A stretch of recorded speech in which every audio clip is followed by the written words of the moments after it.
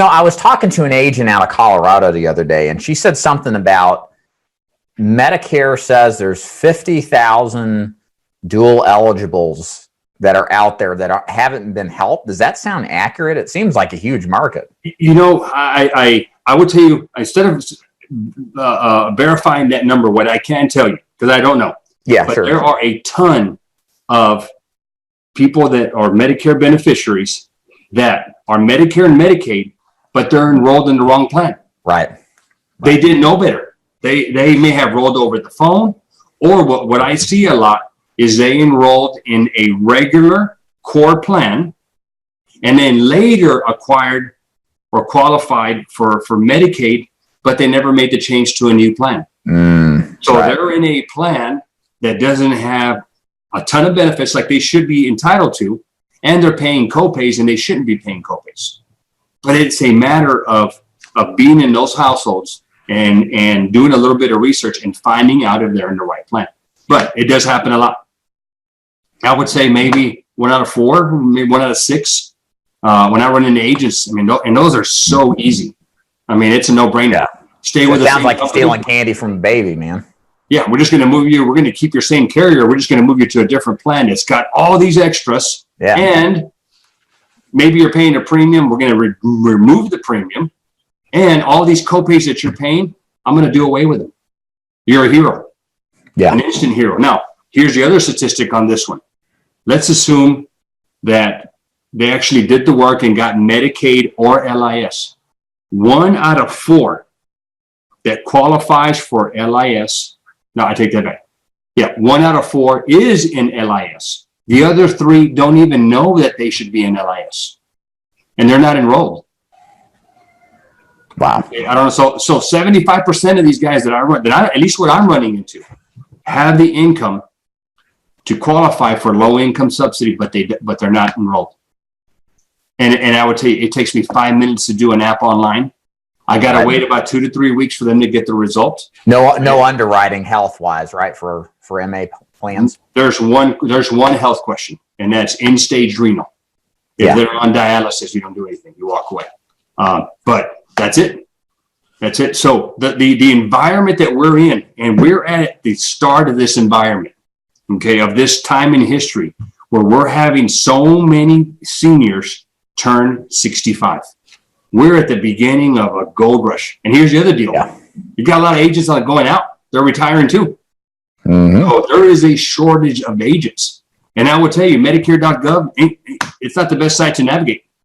And so these guys that want to do it on their own, it is not that easy. So they need us agents out there.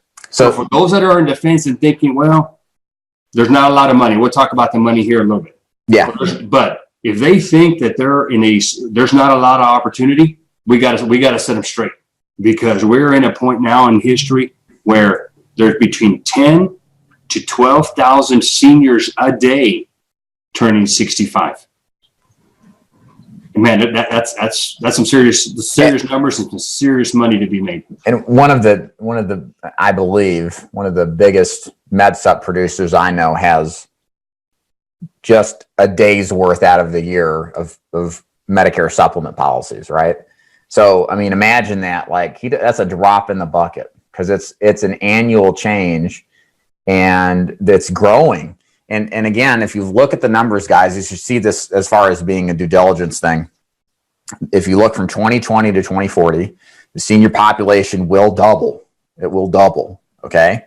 If you look at the average insurance agent, just like Louis said, 59, maybe 60. Do you think they're going to be around in 20 years? Mm-mm. No.